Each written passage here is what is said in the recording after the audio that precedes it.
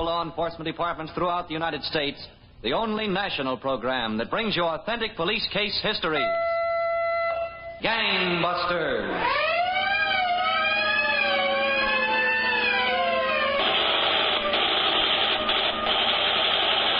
Tonight, the case of the costume killer, who was an old hand at his trade and a hard master to his apprentices, until he learned the first lesson of society at the hands of skillful detectives. And now to gangbusters and facts that show the operation of our law enforcement officials in their war against the underworld. Gangbusters has asked Chief J.A. Pitcock, who recently retired as Chief of Police, Little Rock, Arkansas, after 31 years of service, to narrate by proxy tonight's case. The inside facts in the case of the costume killer. Chief Pitcock, from what you've told me, I know tonight's case is so fantastic, the facts about this criminal are hard to believe. Yes, Don Gardner, but I've got his signed confession to murder right here in my hand. Well, when did you first hear of this man, Chief Pitcock? Well, Don, our reports start not too many months ago in the city of Paragould, Arkansas. A tall, slim man about 40 had been sitting in the front parlor of his rooming house. He'd heard a knock at the door, and he was on his way to answer it. All right. Hello, Mr. Osprey. Well, come in, Joy. Don't stand there like a tired old field horse. Yes, sir. Look, Mr. Osprey, don't be sorry at me because Don't tell me here. Come on in the parlor. Yeah. Kids. Spend your days and nights trying to pound a little something in their pumpkin heads so maybe they'll amount to something. Get in there. Yes, sir. Well, what were you going to tell me, boy? Get it out of you. Think you wasn't born with a tongue. I tried, Mr. Osprey. Honest, I tried. Sit down. Yes, sir. Now, you got to listen to me, boy. For years I've been showing kids how to do this. Kids, they all think they're smarter than you. Oh, I don't think I'm smarter than you, honest. Well, if you listened close to me and done exactly like I told you, you wouldn't have had no experience like that. I tried, Mr. Osprey. You didn't do it like I told you. You didn't do a thing I told you. Well, I was awfully scared. That cop came pretty close, awful close. Well, after you'd listened to me and after you'd opened the window like I showed you how to open it, you'd have been in there and out with a stack full of stuff before that cop even got close. Yes, sir, I guess I would, but... But nothing. I got boys all over this city and lots of other cities. I showed them what to do and how to do it. Now, me and you are going back to that store tonight, and me and you are going to come home with a gunny sack full of stuff. Yes, sir. And then after we get that, I'm going to show you a few other things. How to disguise yourself up good so nobody can pick you out. How to pick a lock with just a hairpin. How to break a man's arm with just one twist. Do I have to learn that? Of course you got to learn that, boy. Sometimes you got to hurt people. Sometimes after you don't hurt people, you get hurt yourself. And hurt bad. Did you ever hurt anyone? Only because I had to. Bad? Bad enough. I killed him. Killed him? Only two. Oh. That's what I did my time for. And if I'd killed the third one, I wouldn't have done no time at all. But I got soft-hearted. Serves me right. Now, never you get soft-hearted, boy. Oh, no, sir. Now, you listen to me. And I'll tell you how we're going to get in that store tonight. Maybe you ought to use the glass cutter some more. Shh, boy. You got it. Sure, I got it. Okay, Joey, I'll give you a boost up. You unlock the window. Yeah. Now, grab a hold. Okay. Now, up you go. Okay, now. Reach in, unlock the window. Yes, sir. Wait a minute. A little higher. Yeah. Okay, I got it. Good boy. Now, come on down. If you hadn't did it like this last night, we wouldn't have had all this bother tonight. You got your gunny sack? Yes, sir. Okay. I'm going to boost you in. You know what to take. And when you get it, you meet me back the room. Ain't you coming in with me? There ain't but one way to learn, boy, and that's do it yourself. But, Mr. Osprey... Don't stand there arguing with me. Now, come here. I'll boost you. It ain't fair. Now, up you go. Okay, that's enough. Now, jump down. Yep. Everything all right? Yeah, I think so. Good boy. I'll see you back the room.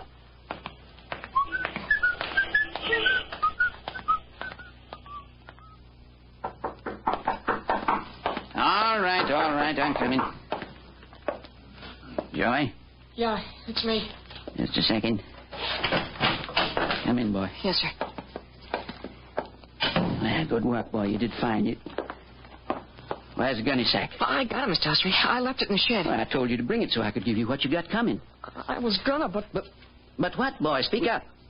there was a cop waiting in front of my house. A cop? It's a good thing I saw him, Mr. Osprey. An awful good thing. You snitch. You... Please, Mr. Osprey, let me go. I didn't have anything to do with it. What's he doing there, then? I don't know. Huh? Let me go.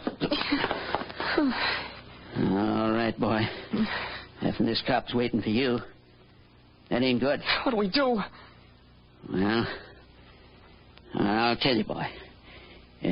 You go on home and get to bed. But the cop will That get don't me. matter none, boy. You got no record. You get off easy. But I don't want to go to jail. I don't want I'll to. just give you a talking to.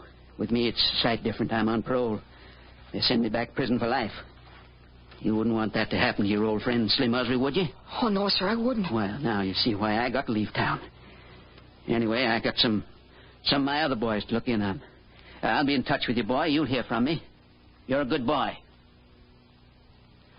So, Don, Slim Osprey, a paroled murderer and tutor in crime, fled to his native town of Hattiesburg, Mississippi, where he sought refuge at the home of his sister Etta. But Slim Osprey's sojourn in Hattiesburg didn't prove as pleasant as he had hoped. Slim! Yeah, what's ailing you now? I asked you to weed the garden. Instead, you sit there all day like you were the landlord waiting for his rent. If you want the garden, weed it yourself. I ain't budging, Etta. I ain't budging an inch. Honest, Slim, it just ain't right. If I feel like it, Etta, I'll sit here all week. I don't know how many times I have to tell you, Slim. You ought to be out working like other men. Now, looky here, Etta. If there was work I felt like doing, I'd be out doing it. There ain't no kind of work around this town I feel like doing. Can't you get that through your head? If you don't work, you're blown back in the penitentiary. Now, look here, Etta. I said the penitentiary. Don't you talk to me like that, Etta. The whole town's talking about you. They all know what you are. I got to bear the shame. Who cares? I could see that you're sent back to jail. Shut up, you old hen. Why should I dirty my hands on you? Fine home you give your own brother, always nagging. Don't know when to stop. I guess it was a mistake taking you in. No mistake not coming back. I guess you better leave, Slim. I reckon the best. I want you to be packed when I get home. Yeah. What time you coming back? I won't be back till late tonight. Hey, What? who's going to fix my supper? Nobody. You're not eating here again. Hey, Etta. You old hen. You ain't sending me back no penitentiary. You ain't even going to think about sending me back. That, Don, was the moment Slim Osprey made up his mind to murder his sister Etta. He knew she would walk home that night, and he waited in a clump of weeds until he heard her footsteps.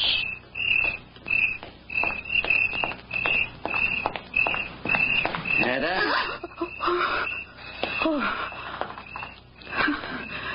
Howdy, Etta. You have a nice time? Oh, Slim, you scared me. Did I, Etta? What were you doing back in those weeds? Did you lose something?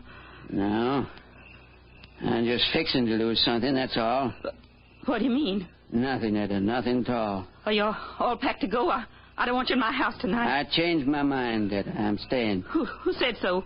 I said so, that's who. No, not in my house. No? If you don't go tonight, I'm calling the police. You call him, Etta, you call him. Slim, no, don't. Old hen. Try to send me back to penitentiary, will you? Find a way to treat a brother. You old hen. I'll show you.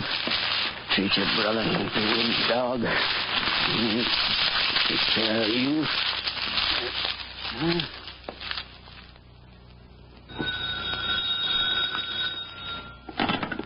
Deputy Sheriff Clarkson. Deputy Clarkson, this is Slim Osprey. Yes, Slim. It's my sister, Etta, Deputy Clarkson. She left the house yesterday to go visiting. She didn't come home all night. Where'd she go, Slim? Well, I don't rightly know, Deputy Clarkson, but you know Etta. That ain't like her. Something must have happened to her now. Would you help me find her? All right, Slim, I'll be right over. So, Don, the murderer, Slim Usry, reported to the authorities that his sister Etta was missing, although it was Usry himself who killed her. But in carrying out his plan to fool the police, Usry ran into unexpected difficulties. Okay, let's break right here. More from Gangbusters right after these messages on 670 WMAQ. George Burns and Gracie Allen. Boston Blackie. Edgar Bergen. John and Blanche Bickerson. This is Stan Freberg. Would you pay $60 for 60 of the greatest old-time radio shows of all time? Well, now you can by ordering Old Time Radio's Greatest Shows, a 60-episode collection for only $60. The Whistler, Gangbusters, Philip Marlowe, Gunsmoke, and many more. All on top-quality cassettes housed in a designer case. Plus, you'll also receive a 20-page anecdotal booklet giving you the inside story to each and every show. Hold everything, Stan. This is Carl Amari, owner of Radio Spirits, with a special limited-time offer. If listeners call right now and mention this radio station, they can take $10 off the $60 price. But you must call right now and mention this radio station for this special $10 savings. Hey, you don't have to convince me. Order toll-free, 1-800-RADIO-48. That's 1-800-723-4648. It's time for Internet Jeopardy! I'll take Internet Service Provider for $100. They're the fastest-growing Internet access company in Chicagoland. Who is TechPort? You're correct. You control the board. I'll take Technical Support for $500. The company with free 24-hour support. Who is TechPort? Right again. Still your turn. Give me Internet Best Buys for $1,000, Bob. Now listen closely. They're the company which offers unlimited Internet access, a free homepage for new subscribers, email, and free setup for only one low fee of $19.95 per month. Plus, the first 30 days are free. Who is TechPort? Right again. Now, if you answer this next question correctly, you'll double your money and walk away the new Internet Jeopardy champion. How can people sign up with TechPort Complete Internet Access? That's easy, Bob. They call 1-800-830-4880 or log on to www.techinter.com. Congratulations, you're our new Internet Jeopardy champion. And remember, TechPort is your best source for complete Internet access. Phone 800-830-4880.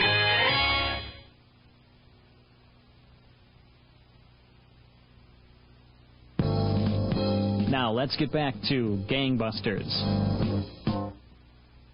Now, you were telling us, Chief Pitcock, that Slim Usry murdered his sister Etta and then reported her missing. Yes, Don. And an investigation was started.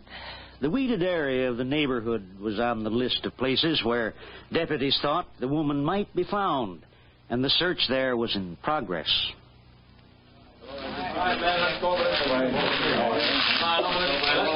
Deputy Clarkson? Yes, Slim. You don't reckon we'll find Etta in here? If anything happened to Etta, it'll break my heart. I know how you feel, Slim. Let's cut the talking and look. Okay.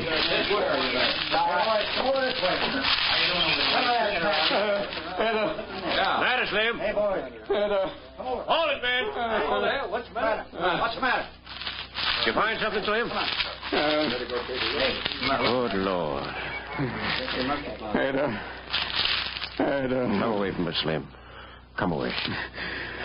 I won't sleep a wink till I get the man who did this. I won't sleep a wink.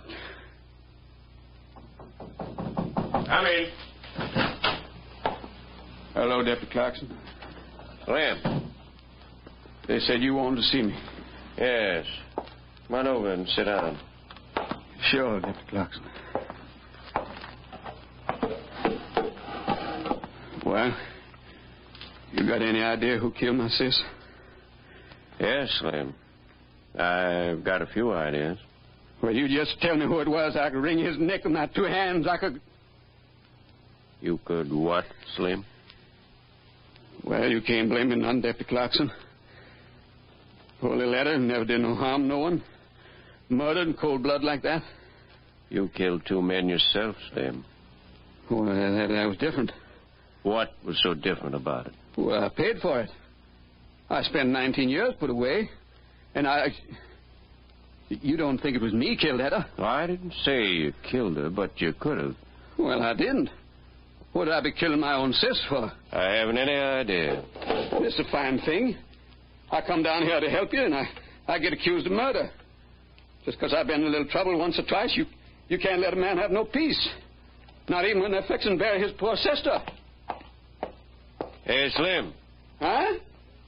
Come here.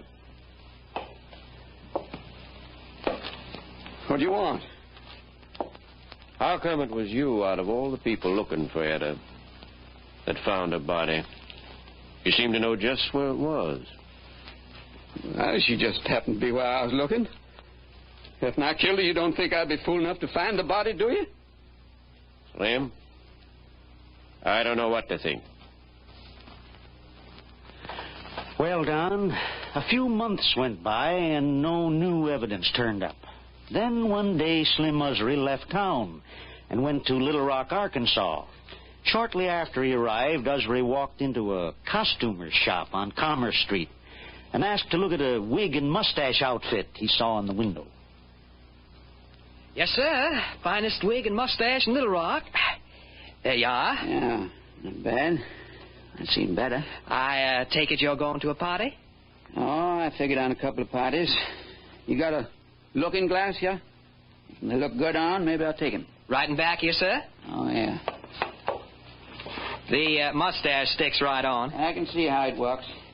Very good indeed. Nobody'd recognize you, not with that on. How much? Well, now, let's see. That'd be, $11.80 with the tax. Okay. Shall I wrap 'em up for you? Sure, wrap 'em. You don't think I'm going to wear 'em now, do you?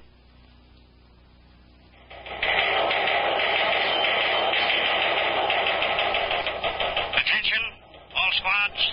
Be on alert for bandit who robbed auto rental agency 6th and Scott of several $100s in cash.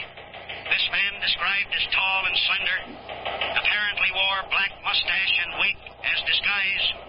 Caution, this man is armed and dangerous.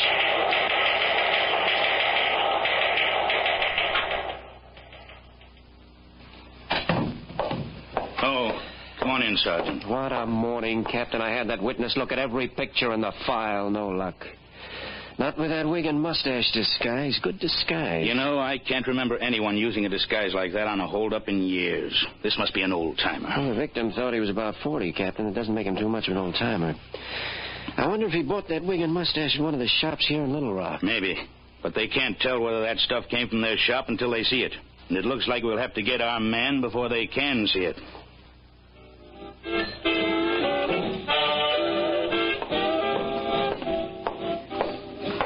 Hello, Mr. Usry. Huh? Well, Joey. Sit down, boy. Sit down. Thanks, Mr. Usry. Call me Slim, Joey. People around here know me as Slim. Okay, Slim. By gravy, you growed.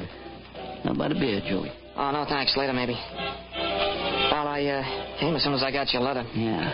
Well, I wrote to you, boy, because I like you. And I want to do something for you. I was sure glad to hear you didn't go to that reformatory. Well, it was like you said. They gave me a talking to and let me go. They haven't caught me since. That's good boy, Joey. I figured when I got your letter you needed some help. Not just yet, boy.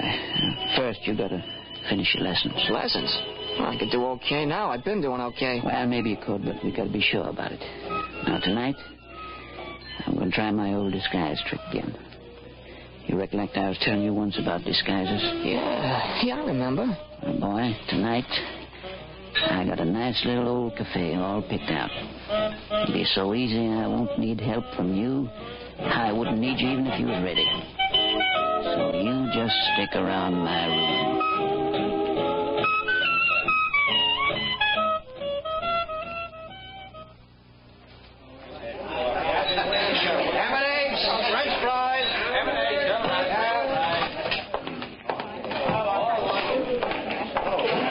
Sir, what'll you have?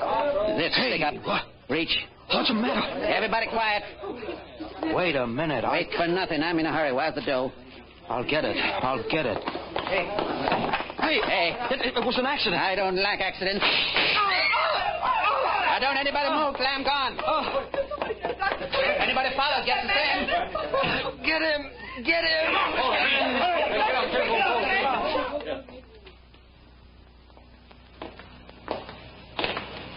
How bad is he, Sergeant?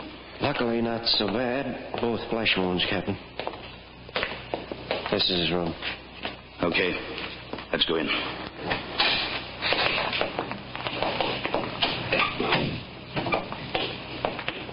Hello, Mr. Walters. How do you feel now? Oh, not bad, considering. I'm Captain Crossman. Oh, hello. Mr. Walters, do you think you could recognize the man who held up your cafe and shot you? I don't know. Maybe I could. I ought to know that mustache anyway. Mm-hmm. Is this the mustache? Yeah, that's it. I'd swear that's it. It was found in an alley near your cafe. The holdup man was seen running up that alley. That's it, all right. Thanks, Mr. Walters. We know where it was bought. Now all we've got to do is find the man who bought it. I'm telling you, Joey, just like I tell all my boys. If you miss doing something one way, no matter how many times it worked, it ain't good no more. That seems crazy to me. All you gotta do is get another mustache. No, boy, the police and everybody else on that mustache and wig trick. I gotta try something else. Yeah, but you promised I could try the mustache trick. I said no, boy. When I say no, I mean it. Maybe we'll pick up and go someplace else and try it, but not here in Little Rock. It's not, Slim. And we're just getting set here. And I don't know whether I'm going to stay or not. They got a big charge against me. I could have killed that man last night. Oh, the guy was shot up a little. Serves him right. Maybe I should have killed him. Sure. So, he'd have been number 3. Joey. Number 4. Number 4? You heard me. You mean you killed somebody since I saw you last? What if I did? If you want no account. Getting back, we got to change our way of operating. We got to just... Boy, where you going? I'm going out for some air. Well, now watch out where you go and what you do. Well, just going out to get you a present. Present, boy? For me? Sure. And one for myself. I'll see you later, Slim.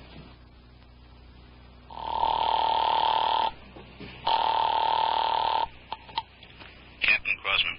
This is Sergeant Woods. We've got men planted at that costume store. Nothing doing yet, Captain. Well, keep them there. And at the other stores, too. Okay, Captain, but it's pretty much of a shot in the dark. This fellow'd be a chump to come back for another mustache. Maybe.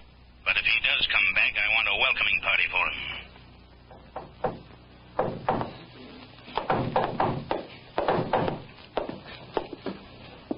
Joey? Yeah, Slim, open up.